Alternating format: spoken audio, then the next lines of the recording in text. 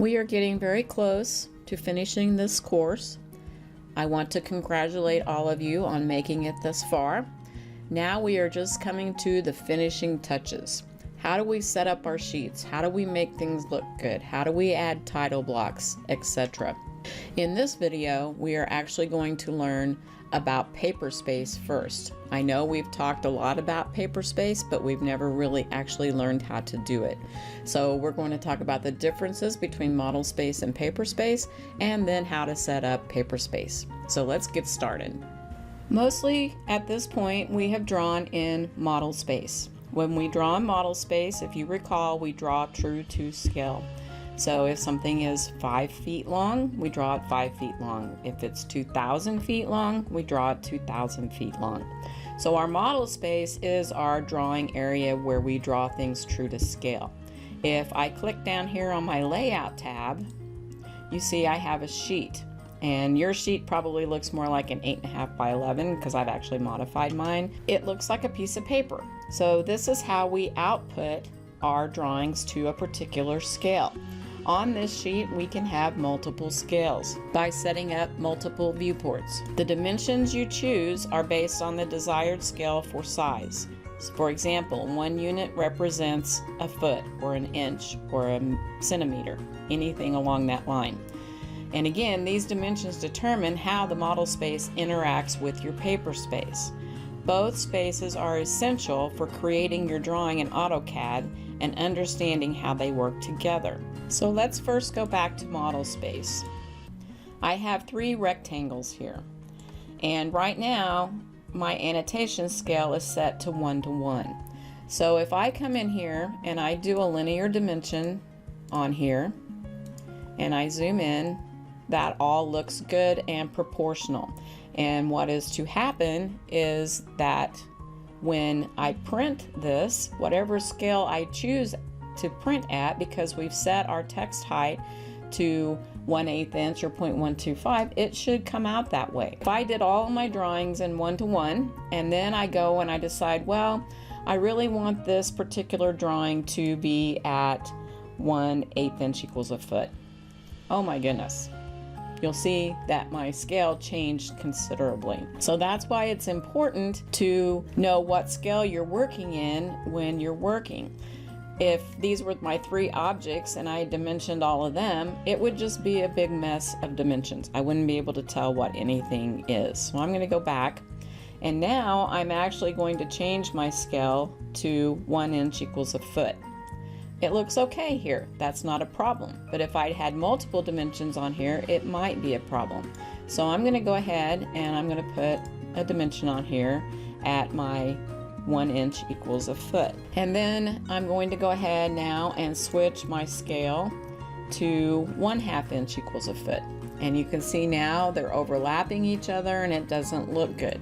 So I would know at this point that I need to move this one over, and now I'm going to go back and I'm going to add a dimension on it, and I could work around and make things look good. So now I'm ready to go to my layout tab to actually set up my drawing that I want to print. So if I go to my layout tab, first thing you'll see is I have this box here. If I click on that box, that is called my viewport.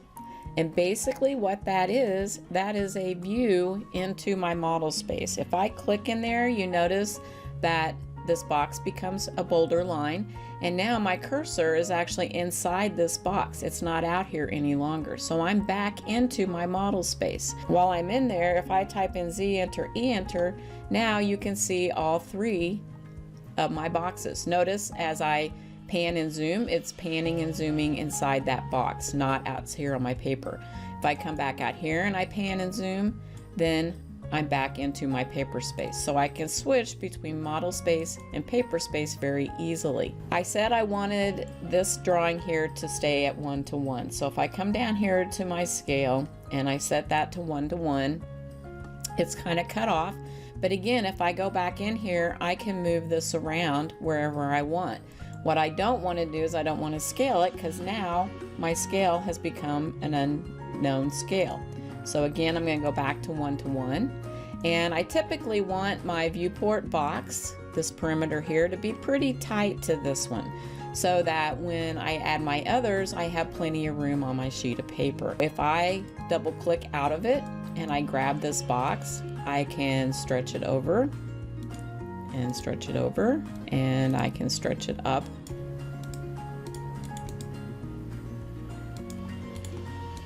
and stretch it down. I'm going to tell you one of my major pet peeves is not locking viewports. If I click in here and I have this drawing exactly where I want it, right down here at the bottom I have a lock that says selected viewports are not locked. So if I lock that, I can no longer zoom or pan inside this box. I have a major pet peeve when I'm working on someone else's drawings and they haven't locked their viewport, and I come in here and I actually want to zoom my paper, but I'm still in my viewport, and now I lost the scale of the drawing. It's very important to lock that once you have it in place. I can still come out and move my box around, but I can't move my drawing inside my box. If I need to move my drawing inside my box, all I need to do is go back down here, double click in it, unlock it, and move it. So this one is at 1:1. The next box I want, there's a couple of different ways that I can get to my viewports. One, the easy way to do it is just to copy.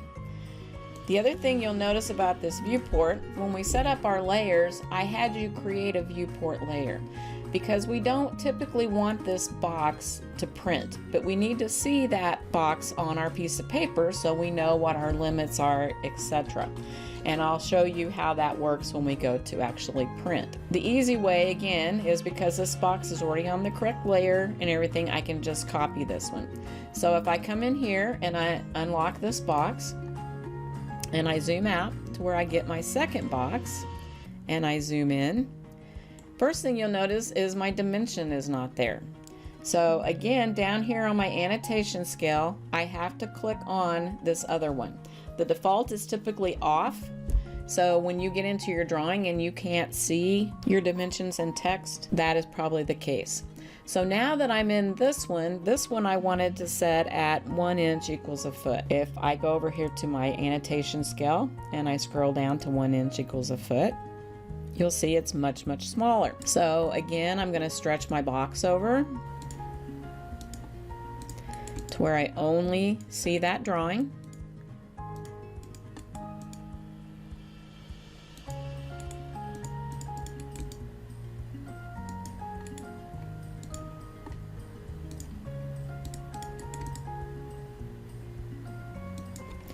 And I'm going to go ahead and move it a little bit closer over here to my other box so we can compare information. Say I want to create a box from scratch. Once I go into my layout tab, you now have a layout up here at the top. If I click on that, it's going to give me some options for creating my viewports. If I go under here, you see I have rectangular, which is what I've been using. I have one that is a polygonal. This one I can kind of create my own shape, and the last one is by creating it from an object. So let's do one that's polygonal. So if I click on that, I can come in here and I can just basically draw the box that I want. Now again, because I was on my dimension layer, it came in on that layer. So again, I need to go to my home. I can use my match properties and pick this and pick this. Now again, it matched all the properties, it matched the scale and everything. So I'm going to go back into that one. I'm going to type in Z enter, E enter, and I'm going to zoom in on my last one. That one, I wanted the scale to be at 1/2 inch equals a foot. And it's even smaller. I would probably want to make this a lot smaller. I'm going to delete that one, and I'm going to go back again to my layout, and I'm going to create one from an object. So to do that, the first thing I do is I actually have to draw the object. So I'm going to draw a circle. And again, it's not on the right layer, so I want to match the properties. And then I'm going to go to my layout tab, and I'm going to go to object, and all I have to do is select that object, and you can see it does my circle.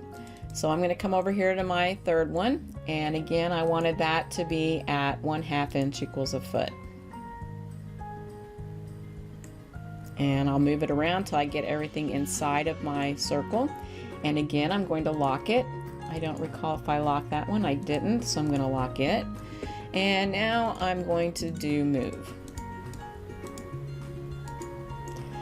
Now what I want you to notice here, that on this piece of paper, even though these rectangles are all different sizes now, my text height is all the same.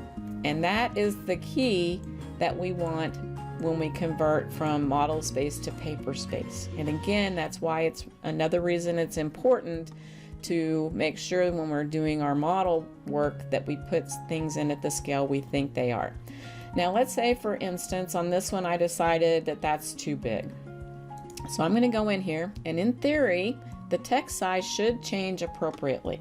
So this one I had done at 1:1, so I need to first unlock that viewport, and then I can actually change my scale. Let's change it at 1:2. Now you'll see it did work. Now sometimes AutoCAD doesn't do that. Sometimes it gets hung up and gets lost in the translation and it will not come in right. So it's very important after you get your things set up in paper space that you go back and you check to make sure everything is in the correct height of that dimension. I have these 3 boxes on my sheet and they're all different scales. So typically in paper space is where I'm going to add titles and such. So I would come in here and I would do a title, and everything in paper space is 1:1. So this is true to scale. So I'm going to call this box number 3, and I'm going to hit return, and I'm going to put in my scale of 1/2 inch equals 1 foot dash 0 inches. Now it's real important that we put scales in our drawings. And again, this could go on your text layer, it can go on your dimension layer, it can go on your notes layer, but typically you're going to have a layer for title. So I'm going to create one called titles. And I'm going to leave it magenta. And now I'm going to change this to that layer. I want to draw a line from here to here. And then I need to identify the title with a detail number and tied to the sheet. So to do that, I'm going to use my M-text again, and I'm going to put in the number 1, and I'm going to hit return, and I'm going to put in S-1 for the sheet number. I want these to be centered, and then I'm going to get out of that, and then I'm just going to draw a circle around that encompasses it all. And then I want to move that circle using my quadrant point to the end of the line that I drew. And then I can just extend this line to the side of the circle. Again, I want to select everything and put it on the title layer. And then I'm going to kind of move everything over.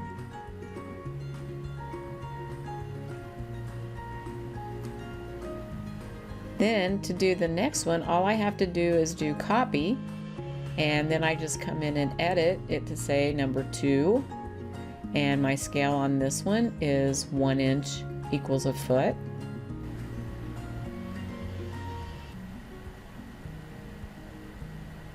And then I need to change the detail number to number 2. I want to set this one back to 1:1. And then I would just copy my title again. And I can actually even put the title over my viewport box because it's still in paper space. And I'm going to make this box number 1, and it is 1, 2, 1. Now in mechanical, we typically list our scales like this, where it's 1:1.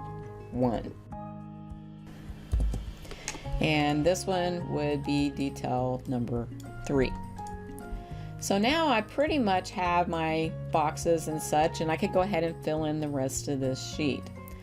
But before we go any further, I want to talk about setting up these layout spaces. We will look at that next in the next video.